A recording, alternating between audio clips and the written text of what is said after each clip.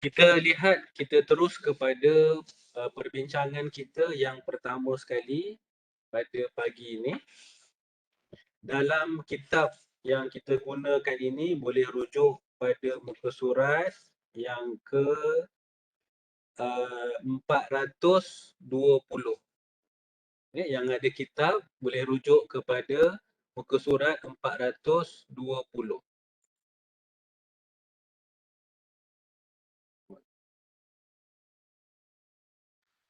Okey, baik. Yang pertama sekali, pengarang telah membawakan ayat suci Al-Quranul Karim di dalam surah Taubah ayat yang ke-119.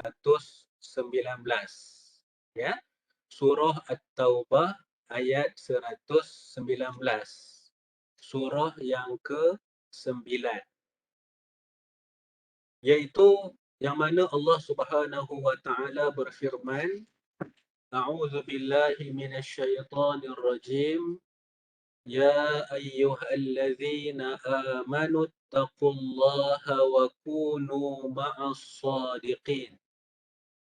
Wahai orang-orang yang beriman, bertakwalah kepada Allah dan hendaklah kalian bersama orang-orang yang benar ataupun jujur.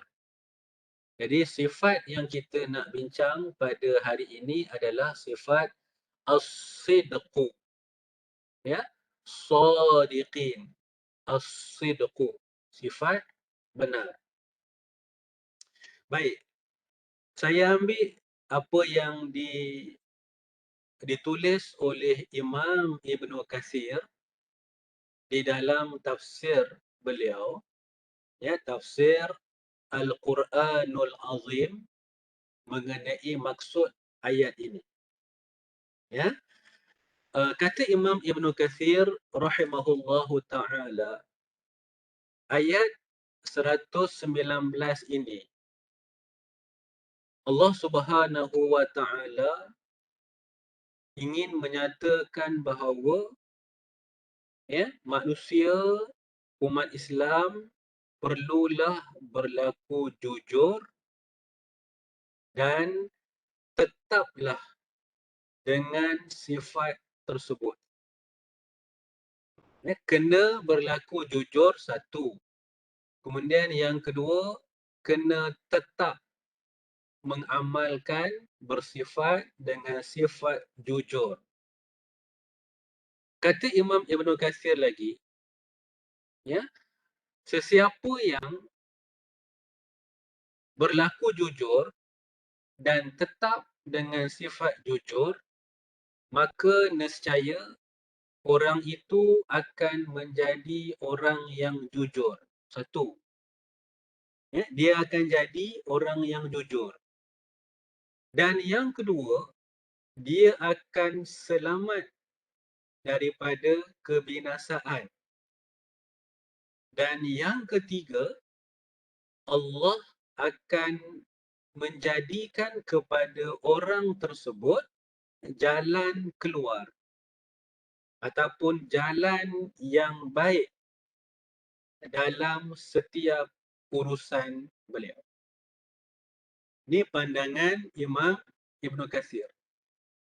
Ya, orang yang bersifat jujur, saya ulang, orang yang bersifat jujur dan dia tetap dengan sifat tersebut dalam kehidupannya, maka ada 3 kebaikan yang dia akan perolehi. Yang pertama adalah dia akan menjadi orang-orang yang jujur. Satu. Ya, menjadi orang-orang yang shadiqin, orang-orang yang jujur. Satu. Yang kedua, dia akan selamat daripada kebinasaan. Dan yang ketiga, Allah Subhanahu wa taala akan menjadikan jalan keluar ataupun Allah menyediakan jalan yang baik dalam setiap urusan orang tersebut. Dan ayat ini, tuan-tuan dan puan-puan yang dihormati sekalian, ayat 119 ni sebenarnya dia berkaitan dengan kisah 3 orang sahabat Nabi. Jadi saya mencadangkan supaya selepas ini kita rujuk kepada hadis dalam bab taubat dalam kitab Riyadhus Salihin. Ya, dalam hadis bab taubat kitab Riyadhus Salihin yang ditulis oleh Imam An-Nawawi, ya, menceritakan mengenai kisah 3 orang sahabat. Ya, dia berkaitan dengan 3 orang sahabat. Yang pertama, Ka'ab bin Malik. Satu. Ya, Ka'ab bin Malik. Yang kedua adalah Hilal bin Umayyah. Dan yang ketiga adalah, ya, sahabat yang bernama Murarah bin Rabi'. Ada 3 orang sahabat. Ka'ab bin Malik, Hilal bin Umayyah, dan yang ketiga iaitu Murarah bin Rabi'. Ketiga-tiga orang sahabat ini tidak menyertai peperangan Tabuk. Ataupun dalam bahasa lain, ketiga-tiga orang sahabat ini tertinggal daripada menyertai peperangan Tabuk. Dan ketinggalan mereka itu, ya, tidak ada sebab. Ya, mungkin sebab mereka berlengah-lengah, maka mereka pun tak sempat untuk ikut serta dalam peperangan tersebut. Jadi, ya, maka mereka selepas selesai berperang, 3 orang sahabat ini telah berjumpa dengan Nabi SAW. Dan, ya, mereka menceritakan perkara yang sebenar, tanpa ada tambahan alasan-alasan yang lain. Sedangkan di Madinah ada lagi orang-orang munafik yang tidak pergi berperang dan mereka memberikan pelbagai alasan. Maka dengan alasan yang diberikan oleh orang-orang munafik ini, maka Rasulullah memaafkan mereka. Sebab Rasulullah, ya, yang Nabi ambil kira adalah iaitu berdasarkan kepada zahir. Sahabat 3 orang ini bagi tahu tak ada alasan. Maka Nabi menunggu apakah keputusan yang akan diputuskan oleh Allah Subhanahu wa taala kepada 3 orang sahabat ini. Dan mereka menunggu selama 50 hari. Dalam tempoh 50 hari itu, macam-macam dugaan yang dihadapi. Antaranya, para sahabat yang lain, sahabat-sahabat yang lain telah dilarang oleh Rasulullah untuk menegur 3 orang sahabat ini. Tak bercakap dengan mereka sebagai bentuk pemulawan. Akhirnya, turunlah ayat Al-Quran dalam surah At-Taubah yang kita bacakan pada tengah hari ini, yang mana ada panjang kisah dia. Allah Subhanahu wa taala memaafkan mereka, mengampunkan mereka. Sebab itulah kata Imam Ibn Kathir, orang yang bersifat jujur, maka Allah Subhanahu wa taala akan menyediakan jalan keluar yang baik dalam setiap urusan mereka. Insya-Allah. Syaratnya kena ada sifat jujur. Baik, sambung semula.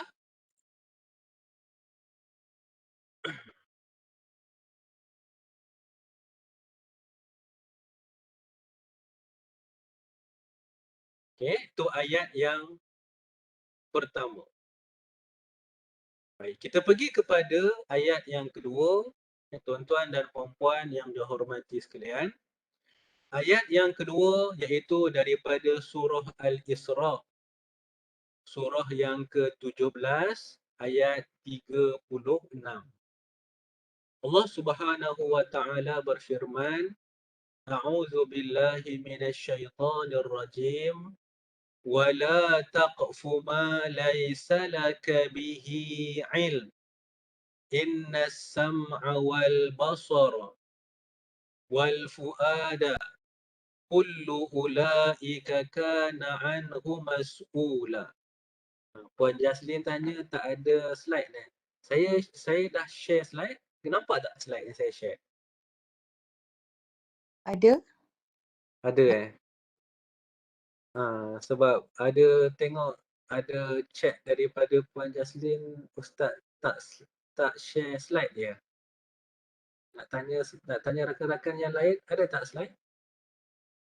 Ada, kita dapat respon ada. Yang lain-lain nampak tak? Ada slide. Okey. Masa saya kata ada slide. Okey, ada Alhamdulillah. Baik, kita sambung. Ini ini cabaran lah. Okey, kuliah secara online ni kan. Okey. InsyaAllah tak apa tuan-tuan ya. Okey, maksud ayat daripada surah Al-Isra ayat 36. Saya terputus-putus slide dia. Sekejap. Kenapa slide saya terputus-putus? Kejap dia okey, kejap dia tak okey. Ini saya share balik. Okey, baik. Maksudnya adalah, dan janganlah kamu mengikuti sesuatu yang kamu tidak mempunyai pengetahuan tentangnya. Okey, yang ni satu. Kemudian Allah sambung lagi. Sesungguhnya pendengaran, penglihatan dan hati, semuanya itu akan dipertanggungjawabkan ke atas pemiliknya.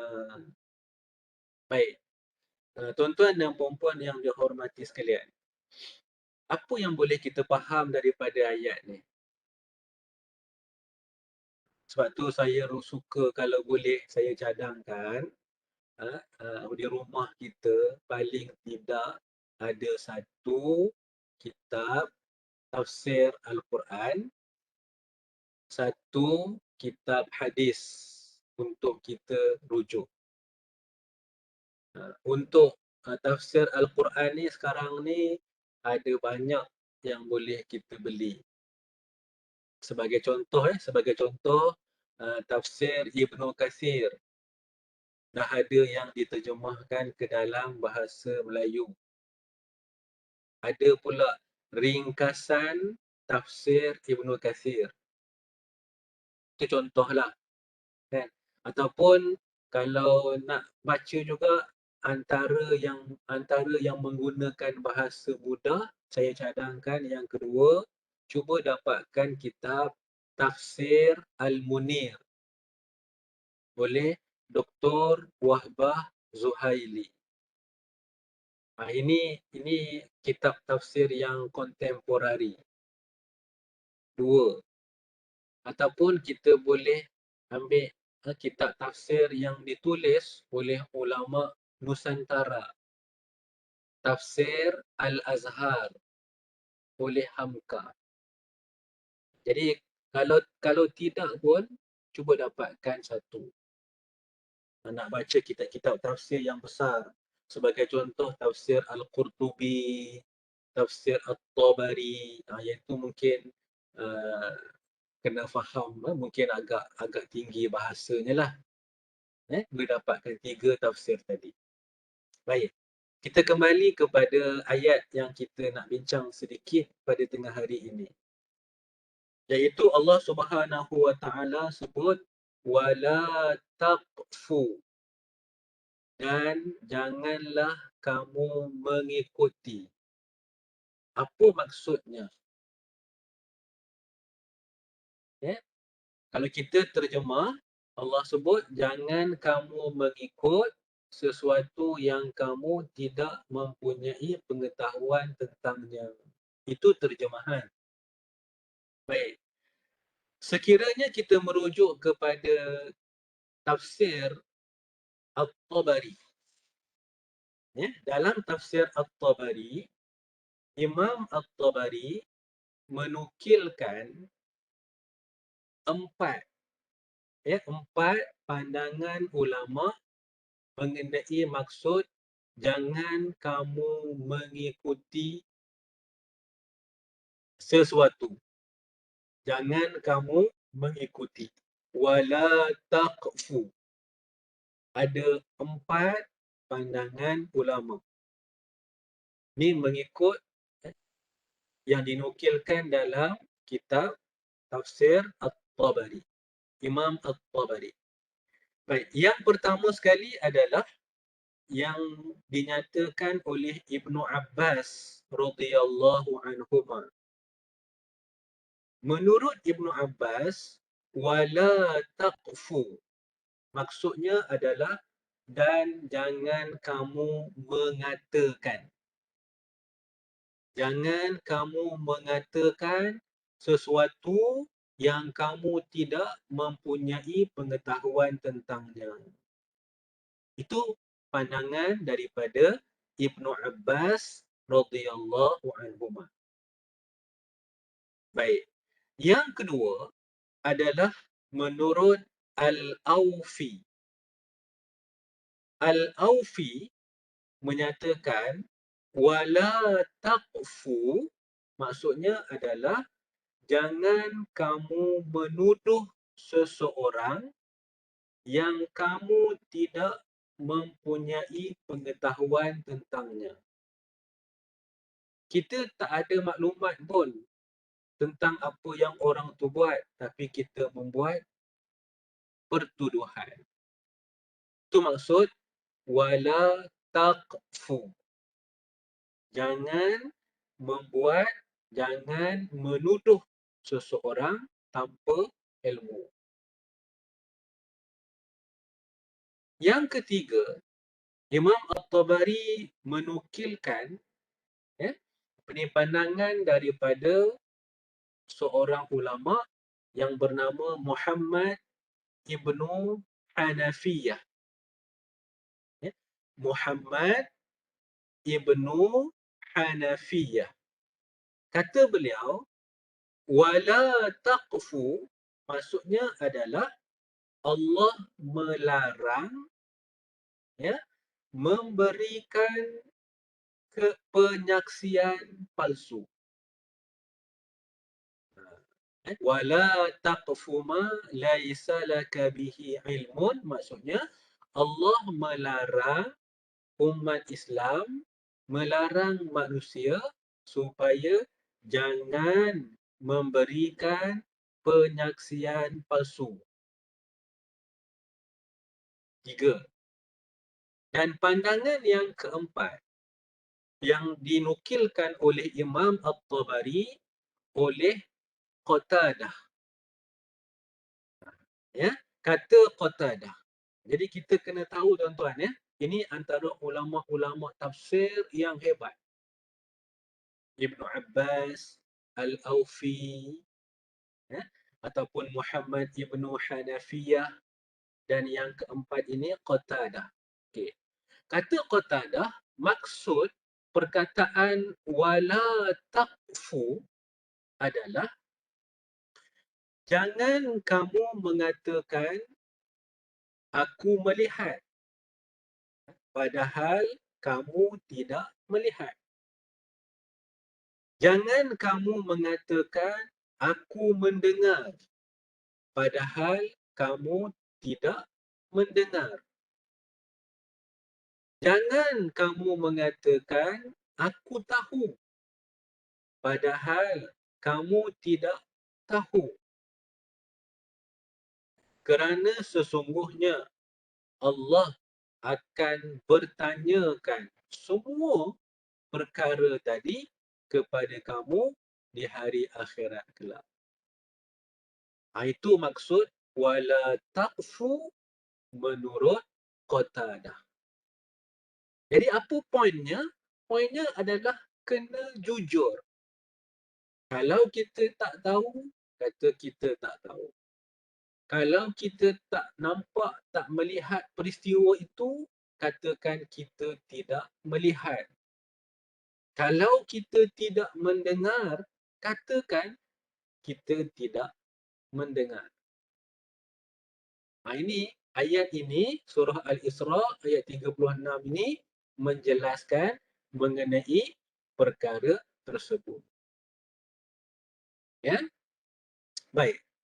Kemudian Imam Ibn Katsir menyebutkan bahawa kullu ulaika.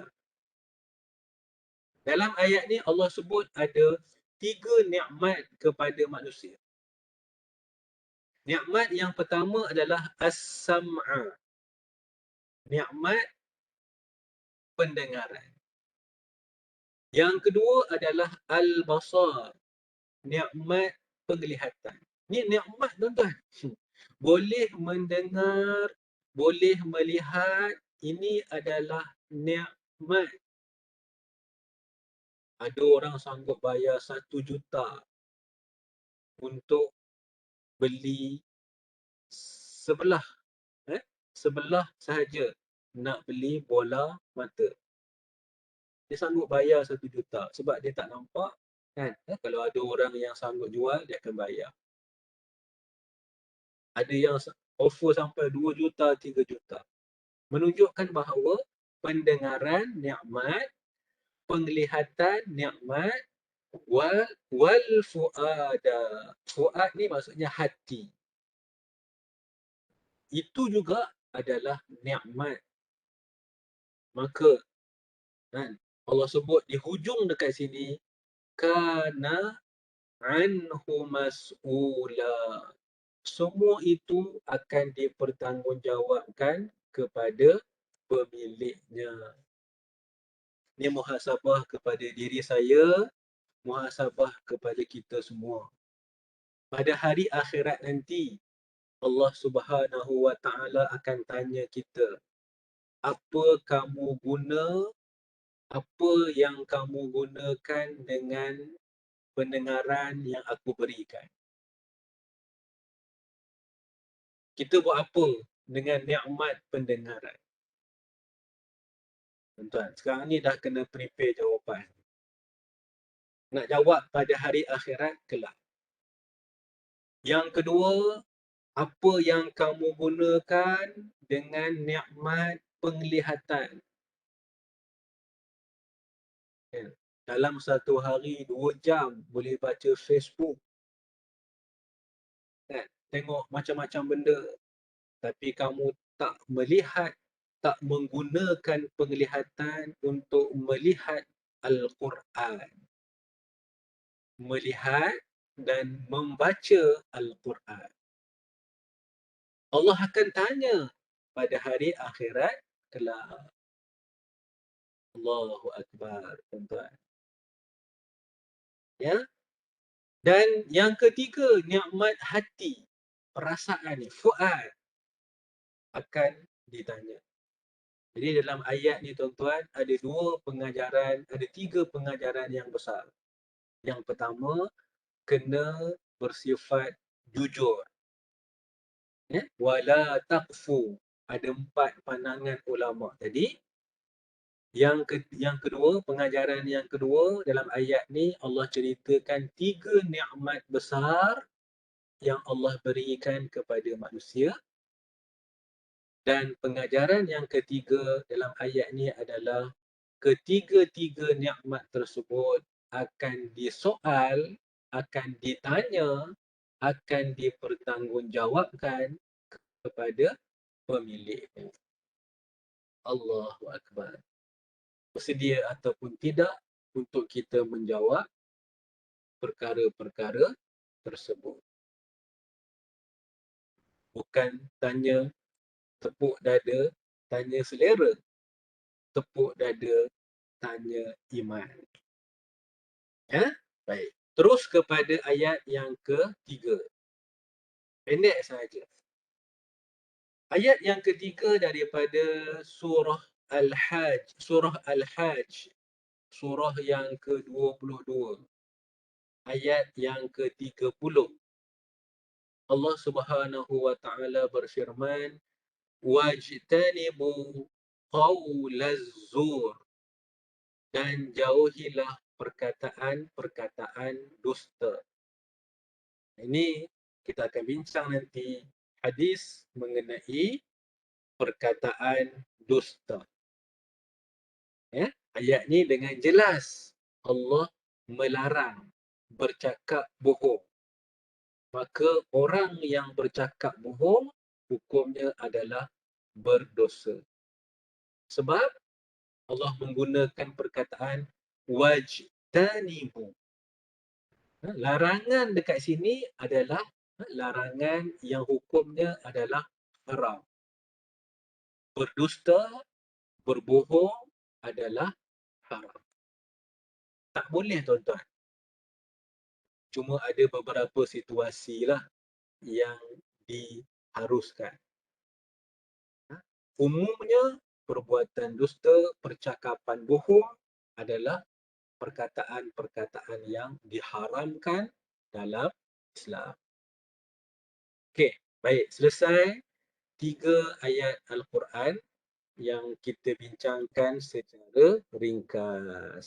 Ustaz nak tanya satu soalan. Ya, silakan. Kalau yang macam prank tu macam mana pula Ustaz? Prank apa tu? Saya tak tahu. Prank. Oh, Kan kalau prank. dusta dan bohong kan prank tu. Oh, prank. Prank tu masuk kategori itu kan, dia adakah dia letakkan di bawah kategori berbohong kan? Kalau berbohong dia penipuan yang macam mana? Prank tu. Dia prank ni maksudnya bukannya penipuan, dia nak kenakan orang. Okey? Prank tu dia nak mengenakan seseorang. Okey? Secara umumnya bagi saya elakkanlah. Elakkanlah perbuatan tersebut. Kan? Dia macam-macam nak kena sampai orang tu susah hati kan. Dia kenakan orang tu hakikatnya yang lain. So prank tu bagi saya kalau kita tengok kepada konsep secara umumnya lah kan. Yang tu saya rasa boleh buat satu artikel artikel apa ni, prank ya, menurut konsep Islam. Okay, satu soalan yang bagus tapi saya jawab secara umumnya elakkanlah kan. Yang kita apa ni, bagi tahu yang betul kan sebagainya. Okay? Jadi saya rasa mungkin lepas ni nanti kita bincang, mungkin kalau ada boleh buat satu kertas kerja ke, satu paper tajuk apa ni prank menurut pandangan Islam. Sebab amalan ni dah banyak sekarang ni dalam masyarakat kita. Banyak kan? Macam-macam. Okey? Baik. Ada lagi yang lain sebelum kita masuk kepada hadis yang pertama. Hadis yang pertama ni menarik tuan-tuan. Okey, sebelum daripada kita tengok hadis yang pertama ni, saya nak menjelaskan sedikit perkataan yang kita gunakan pada hari ini adalah kalau dalam bahasa Arabnya disebut perkataan ya, sadiqin, siddiq. Okay. Dia berbeza dengan amanah. Ya. Siddiq ni maksudnya jujur ataupun benar. Baik. Saya nak share sedikit, nak kongsi sedikit mengenai konsep jujur ini tuan-tuan. Ya, kita ambil sedikit. Nanti kalau tuan-tuan ada masa, ini antara artikel yang bagus yang boleh kita baca. Dia cuba tuan-tuan search dekat internet, cari tajuk artikel Siddiq dalam pandangan Quraisy Shihab. Quraisy Shihab ni adalah seorang profesor daripada Indonesia yang dan ada orang buat kajian, jadi istilah siddiq ataupun jujur ataupun benar menurut pandangan Quraisy Syiah. Saya ambil sikit tu. Nanti cuba cari, cuba search dekat internet satu artikel yang bagus. Sebab dia menjelaskan perkataan siddiq tu apa. Okey. Saya ambil sikit tengah hari ini. Dalam artikel penulis menyatakan bahawa perkataan siddiq, dia punya akar katanya adalah daripada kalimah sadaqah. Sad, dal, qaf. Sadaqah. Okey. Sadaqah ini, maksudnya adalah jujur ataupun benar. Perkataan sadaqah juga, kalau dari segi amalan, dia bermaksud sedekah. Kan? Sedekah kan? Sadaqah. Kita terjemahkan dalam bahasa Melayu, sedekah. Asalnya sadaqah. Sebab apa sadaqah itu dikaitkan dengan kalimah sadaqah? Sadaqah ataupun sedekah berkaitan dengan kalimah sadaqah kerana seseorang itu memberikan sesuatu kepada orang lain atas dasar kejujuran, atas dasar kebenaran, nak mendapatkan keredaan Allah, bukan mendapatkan penghormatan daripada Muslim. Sebab tu sedekah nak diterima mestilah dengan benar-benar, bukan niat dia takabur, puja. Tapi bila kita bagi, niat kita mencari redha Allah Ta'ala. Itu namanya sedekah. Kata orang Melayu, asalnya sadaqah. Root wordnya sadaqah. So dalam konteks yang kita bincang pada tengah hari ini, kan, adalah perkataan siddiq. Siddiq itu root wordnya adalah sadaqah yang bermakna benar, yang bermakna jujur. Ya. Hari ini dalam yang ditulis oleh artikel ini disebutkan bahawa hari ini apabila manusia tidak mempunyai sifat benar, tidak ada sifat siddiq, walaupun sesebuah negara subur, walaupun sesebuah negara hasil buminya melimpah ruah, tetapi rakyatnya tetap berada di bawah poras kemiskinan. Sebab tidak ada sifat siddiq, sifat jujur, sifat benar di dalam kehidupan manusia. Sebab tu saya sebut awal tadi, ayat yang mula-mula tadi, Imam Ibn Katsir dah bagi tahu di antara kelebihan bersifat benar adalah Allah akan membuka jalan.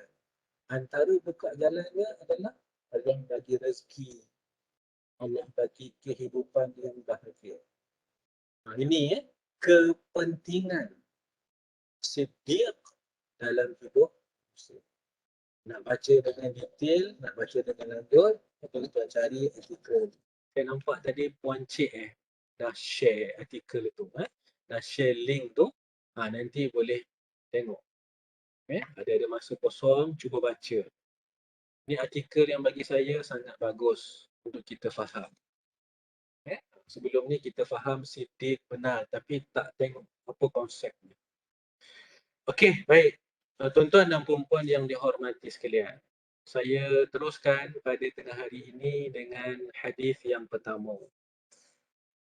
Okey, muka surat 420. Jam kita 12:44. Okey, baik. Hadis yang pertama, Imam Al-Bukhari dan Imam Muslim telah meriwayatkan daripada Ibnu Mas'ud radhiyallahu anhu yang berbunyi an Abdullah radhiyallahu anhu anin Nabi sallallahu alaihi wasallam qala inna as-sidqa yahdi ilal birri wa innal birra yahdi ilal jannati wa innar rajula la yasduqu hatta yakuna siddiqan wa innal kadhiba yahdi ilal fujuri wa innal fujura yahdi ilan nari wa innar rajula la yakdhibu hatta yuktaba indallahi kadzaban. Allahu Akbar. Cuba faham betul-betul hadis ni. Okay. Kita lihat kepada terjemahan dia. Maksudnya, ya, iaitu daripada Nabi SAW yang mana baginda bersabda, sesungguhnya kebenaran itu membawa kepada kebaikan. Sifat siddiq, sifat benar itu, sifat jujur itu membawa kepada kebaikan. Dan sesungguhnya kebaikan itu membawa ke syurga. Sesungguhnya orang yang sentiasa bersikap benar akan dicatat di sisi Allah sebagai orang yang benar. Baik, kita hold dulu kat situ. Cuba tuan-tuan tengok hadis ni. Saya rujuk dalam kitab Nuzhatul Muttaqin. Apa maksud kebenaran? Inna sidqa, sesungguhnya kebenaran itu.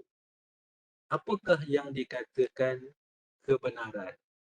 Sifat benar dalam konteks hadis ni. Di dalam kitab Nuzhatul Muttaqin menyatakan maksud perkataan as-sidqu, ya, kebenaran itu apa maksudnya? Iaitulah menyampaikan, menceritakan sesuatu berdasarkan kepada realiti, dan dia adalah sifat yang berlawanan dengan al-kadhib, dusta. Jadi maksud yang dikatakan siddiq ni, as-sidqu ni, dalam konteks ini as-sidqu ni iaitu sifat jujur benar ni adalah menyampaikan sesuatu berdasarkan kepada realiti. Kita nampak yang itu kan, kita nampak perkara tu, maka diceritakan berdasarkan realiti tanpa ada penambahan. Yang ni yang dimaksudkan dengan benar. Jadi nak dapat sifat ni dalam hidup manusia, tuan-tuan dan puan-puan yang dihormati sekalian, payah. Kadang-kadang, kata P. Ramlee kan, kadang-kadang bila kita menyampaikan sesuatu, kita akan buat, kita ada exaggerate. Kita tambah, kita tak menceritakan yang realiti. Jadi maksudnya kita bukan orang yang benar, bukan orang yang siddiq. Kita telah berdusta. Ini maksud perkataan as-sidqu. Ya, menyampaikan sesuatu berdasarkan kepada realiti. Kemudian, apa maksud perkataan membawa kepada kebaikan? Al-bir, al-birru, al-bir. Kalau tengok dalam matan hadis kita ni, perkataan al-birri, ilal birri. Al-birri ini diterjemahkan dengan kebaikan. Apa maksud al-bir, al-birru? Ya, okey. Di dalam kitab Nuzhatul Muttaqin, al-birru ni disebut sebagai likulli khairin. Likulli khairin. Al-bir ni maksudnya dia satu kalimah yang menjelaskan semua kebaikan. Kalau al-khair, kebaikan. Al-khair ni maksudnya kebaikan. Tapi kalau al-bir maksudnya semua bentuk kebaikan ni dia berada di dalam al-bir. Jadi ya, semua kebaikan. Okay? Sebagai contohlah kebaikan kita tolong mak ayah kita, tolong adik-beradik kita, itu kebaikan. Kan? Kita tolong mak ayah itu al-khair, kebaikan. Kemudian tolong adik-beradik kita, itu pun al-khair, itu kebaikan. Kita bercakap benar, itu pun al-khair. Maka semua benda yang benar ni istilahnya adalah al-birru. Itu beza al-bir dengan al-khair. Ini hebatnya bahasa Arab ni. Ya? Jadi maksudnya kan, orang yang ada sifat benar, as-sidqu ni, maka sifat benar itu akan membawa orang itu kepada kebaikan. Maka dengan kebaikan yang dia dapat itu, maka insya-Allah dia akan dapat berada di dalam syurga. Satu. Yang kedua Nabi sebut, orang yang sentiasa bersikap benar. Dia bukan sekali sahaja benar. Dia melazimkan diri dia dengan sifat benar. Pergi mana-mana pun, kalau A lah dia kata. Ya. Kalau B lah dia sebut. Dia pergi dekat sini pun perkara yang sama. Dia bersifat benar. Kan? Maka orang yang sentiasa bersifat benar ni, Nabi telah memberitahu kita bahawa orang ini akan dicatat di sisi Allah sebagai orang yang benar. Jadi kalau kita nak jadi orang yang benar, kan? Yes, seorang yang benar, siddiq, kan? Siddiq macam Sayyidina Abu Bakar As-Siddiq, kan? Nak dicatatkan oleh malaikat sebagai orang yang benar ini, maksudnya kena sentiasa. Tak boleh sekali je bersifat benar. Lagi 50 kali tak benar, tak boleh. Nak jadi orang yang siddiq, dia kena mulazamah, dia kena iltizam, dia kena istiqamah dengan sifat benar. Yang ni boleh ke tak boleh, tuan-tuan dan puan-puan yang dihormati sekalian? Kita ambil satu contoh lah. Kita ada anak kecil, kan? Ataupun ada cucu. Ada anak ataupun ada cucu. Kita sebut dekat cucu kita, kan? Ni. Kena hati atuk bagi ni. Dan cucu pun buatlah. Tapi kita tak memberikan apa yang dijanjikan. Itu maksudnya kita tidak benar. Sama juga dengan anak kita. Kan? Kita sebut sekian. Tapi kita tak menepati. Kita bukan orang yang benar. Nanti insya-Allah saya akan bacakan hadis tersebut. Ada hadis yang menceritakan tentang sifat ini. Okey, satu. Di bahagian yang kedua hadis ini, kita lihat bahawa Nabi menyatakan yang lawan kepada sifat benar. Sesungguhnya dusta, bohong, itu akan membawa kepada keburukan. Dan sesungguhnya keburukan itu akan membawa kepada neraka.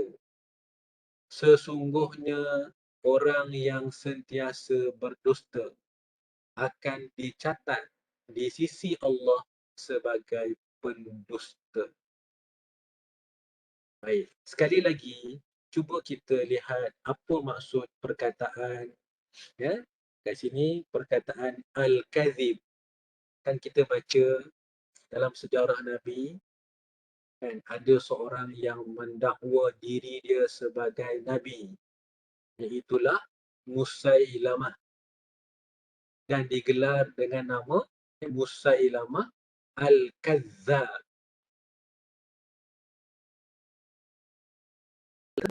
penipu. Al-Kazzab. Benda ni berlaku, berlaku di zaman Rasulullah sallallahu alaihi wasallam. Baik, apakah yang dikatakan dengan Al-Kazib? Ya, maka dalam Nuzhatul Muttaqin dinyatakan Al-Kazib ini adalah menceritakan, menyampaikan sesuatu yang bertentangan dengan realiti, tak sama dengan realiti. Realiti dia macam ni, kita sampaikan yang lain. Itu disebut sebagai pendustaan. Dan Nabi beritahu orang yang buat macam tu, dia akan membawa kepada keburukan.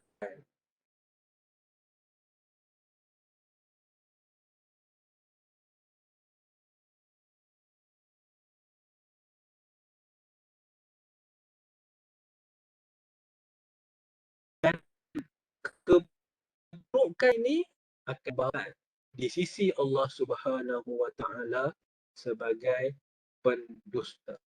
Wal'iyadzubillah, kita minta Allah lindung kita daripada sifat ini. Kita minta Allah jadikan kita ni berada dengan sifat as-sidqu, sifat benar, sifat jujur. Baik. Tuan-tuan dan puan-puan, apa pengajaran hadis yang pertama ni? Pengajarannya adalah yang pertama, Islam menyuruh, menggalakkan manusia supaya bersifat dengan sifat benar. Ya, bersifat dengan sifat benar sehinggalah umat Islam dikenali dengan umat yang bersifat benar. Satu. Pengajaran yang kedua adalah Islam melarang manusia bersifat dengan sifat dusta, malah memandang ringan kepada perbuatan dusta.